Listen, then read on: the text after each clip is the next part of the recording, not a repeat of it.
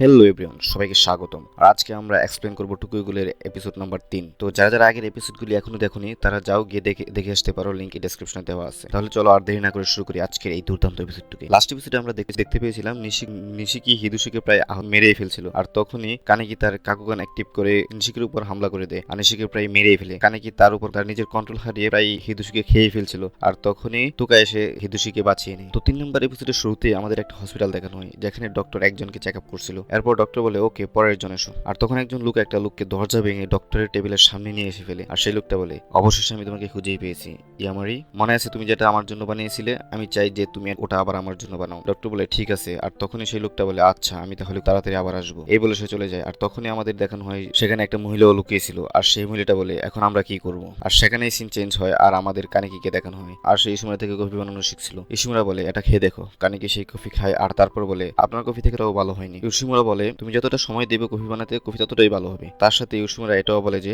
এমনিতেও antique cafe কোনো মামুলি cafe shop নয়, এখানে অনেক পিসাজও আসে। তখন কানিকি বলে গুল বাইরের দুনিয়া থেকে লুকিয়ে থাকে, তবুও তোমরা মানুষদের এখানে আসতে দাও। ইসিমুরা বলে মানুষদের মতো থাকার জন্য আমাদের মানুষদের দুনিয়াটা বোঝা প্রয়োজন, আর এমনিতেও মানুষ আমার অনেক পছন্দের। এরপর ইসিমুরা তোমাকে এখন টুকার কাছে গিয়ে সাহায্য করা উচিত। আর এরপর কানিকি টুকার কাছে চলে যায়।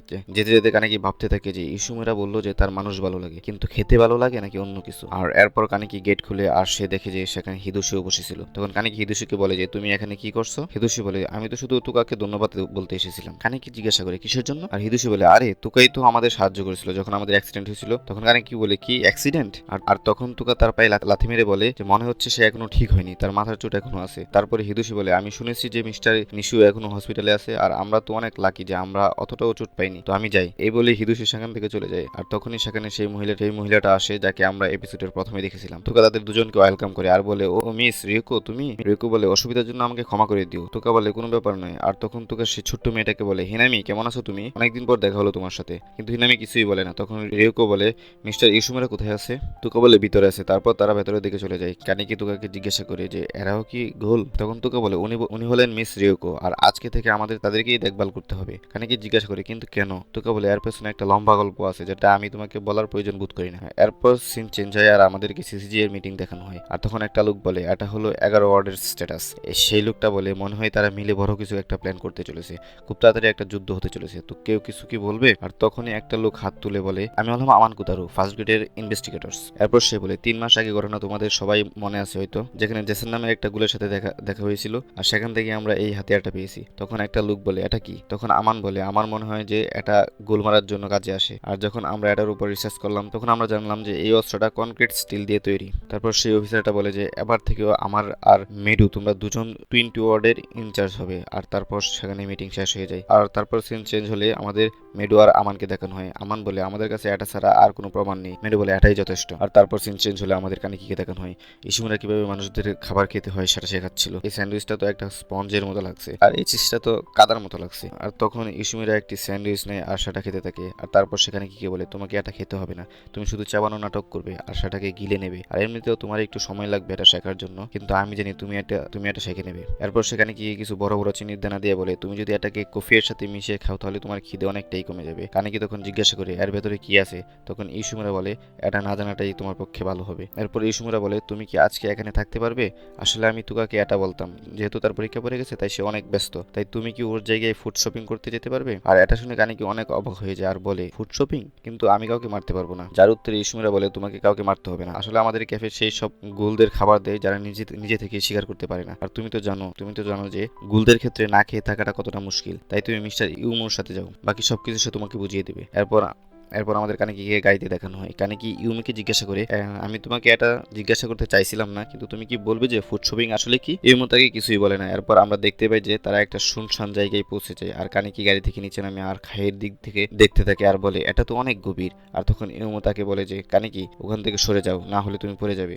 কানিকি সরে যাচ্ছিল, তখনই সে নিচে পড়ে যায়, কিন্তু কানিকি তার কাকুগানের সাহায্যে কোনো রকম বেঁচে যায়। আর তখন সেখানে কানিকি একটা ডেড বডি দেখে, সেটা দেখে সে অনেক ভয় পেয়ে যায় আর অনেক জোরে চিৎকার করতে থাকে। আর তখন কানিকির আওয়াজ শুনে সেখানে ইউমি চলে আসে। ইউমি বলে এখানে অনেক লোক সুইসাইড করে মারা যায় আর এই লোকদেরকে আমাদের নিয়ে যেতে হবে। তখন কানিকি বলে ক্যাফেতে কি আত্মহত্যা করা মানুষদের খাওয়া হয়? তখন ইউমি কানিকিকে সেই ডেড বডিগুলো প্যাক করতে বলে। কানিকি ভয় পেতে থাকে। তারপরে ইউমি নিজেই সেগুলো প্যাক করতে যায়, কিন্তু প্যাক করার আগে সে প্রার্থনাও করতে থাকে। আর তখনই সিন চেঞ্জ হলে আমাদের মেডু আর আমানকে দেখানো হয়। আর তখন একটা পিশাচ মেডুর উপর অ্যাটাক করে দেয়, কিন্তু মেডু সেই গোলকে খুব সহজেই মেরে দেয়। আর তখন মেডু সেই গোলকে জিজ্ঞাসা করে তুমি কি জানো এটা কি? আর সেই গোল বলে না, কিছুই জানে না। আর তখন মেডু আর আমান সেই গোলকে মেরে দেয়। এরপর সিন চেঞ্জ হলে আমাদের আবার কানিকিকে দেখানো হয়। আর ইসুমিরা কানিকিকে বলে আমার মনে হয় এখন তোমার একটা মাস্ক থাকা দরকার। কানিকি বলে মাস্ক কিসের জন্য? তখন ইসুমিরা টোকাকে বলে যে তুমি কি কালকে কানিকিকে মাস্কওয়ালার কাছে নিয়ে যেতে পারবে?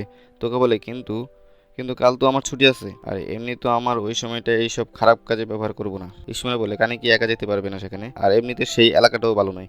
তোকে জিজ্ঞেস করে এর আবার মাস্কের কি দরকার? তখন ইসমে বলে 10th ওয়ার্ডের 2 ইনভেস্টিগেটর ঘুরছে আর তারা গুলদের মারা শুরু করে দিয়েছে, আর সেই জন্য কানিকির কাছে একটা মাস্ক থাকা প্রয়োজন। তখন তোকে কানিকির দিকে অদ্ভুতভাবে তাকিয়ে বলে কালকে 2:30 ট্রেন স্টেশনে চলে আসবে, আর যদি 1 মিনিটও লেট হয়ে যায় তাহলে তোমার অবস্থা খারাপ হয়ে যাবে। তখন কানিকি একদম ভয় পেয়ে বলে ঠিক আছে আমি চলে যাব। আর এরপর সিন চেঞ্জ হলে আমাদের কানিকিকে দেখানো হয় আর সে তুকার জন্য অপেক্ষা করতে থাকে।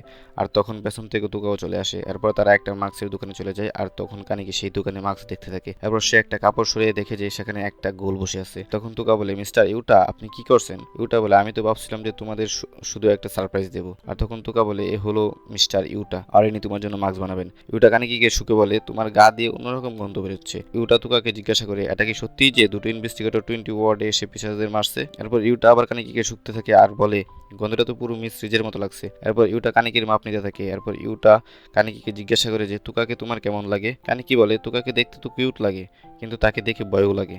ইউটা বলে কি ভয় লাগে? কিন্তু আমার তো তাকে দেখে অনেক পরিশ্রমী মনে হয়, কেননা সে ক্যাফেতেও কাজ করে আবার স্কুলেও যায়। আমাদেরকে মানুষদের সাথে থাকার জন্য অনেক রিস্ক নিতে হয়, আর কিন্তু তুকা এই রিস্কের সাথেই বেঁচে আছে। এরপর তারা সেখান থেকে বেরিয়ে যায়। আর যেতে যেতে কানিকি ভাবতে থাকে এই লোকগুলো সত্যিকারেই অনেক পরিশ্রমী হয়। আর তখন কানিকি তুকাকে জিজ্ঞাসা করে যে তুকা হিনামির কি হয়েছে তুমি বলবে প্লিজ, কারণ আমি দেখেছি সে ভয় পেয়েছিল, হতে পারে আমি তাকে কিছু সাহায্য করতে পারি। তুকা বলে সে তার বাবার থেকে আলাদা আছে আর তাই সে ভয় পেয়ে গেছে। কানিকি বলে আচ্ছা, আর গুলরা মাস্ক পরে কেন? তুকা বলে তোমাকে এটা কেউ বলেনি? আসলে গুল ইনভেস্টিগেটররা গুলদের খুঁজে খুঁজে মেরে ফেলে, এই জন্য ইনভেস্টিগেটরদের কাছে আমরা কখনো আমাদের আসল চেহারা দেখাই না, আর সেই জন্য যদি আমরা তাদের সামনে চলে যাই তাই আমাদের মাস্ক পরতে হয় যাতে তারা আমাদের চিনতে না পারে। তারপর সিন চেঞ্জ হয় আর আমাদেরকে কানিকিকে দেখানো হয়। আর তখন সে হিনামির সাথে দেখা করতে যাচ্ছিল, কিন্তু তাকে খাবার খেতে দেখে সে ভয় পেয়ে যায়। আর তারপর কিছুক্ষণ পর সে আবার হিনামির কাছে যায়, আর তারপর সে হিনামির সাথে কথা বলার চেষ্টা করে আর তাকে পড়াশোনা করাও শেখায়। কানিকি তাকে বলে যে প্রতিদিন তাকে পড়াশোনা শেখাবে, আর সেটা শুনে তো হিনামি অনেক খুশি হয়ে যায়। তারপর সিন চেঞ্জ হলে আমরা দেখতে পাই যে ক্যাফেতে সবাই কাজ করতে থাকে। আর তখন সেখানে একটা লোক আসে আর সে বলে ও কি সুগন্ধ এখানে। আর এখানে এই এপিসোড 3 শেষ হয়ে যায়। সবাইকে এপিসোডটি দেখার জন্য ধন্যবাদ। আর পরবর্তী এপিসোড পেতে হলে চ্যানেলটি সাবস্ক্রাইব করে বেল আইকনটি ক্লিক করে দাও।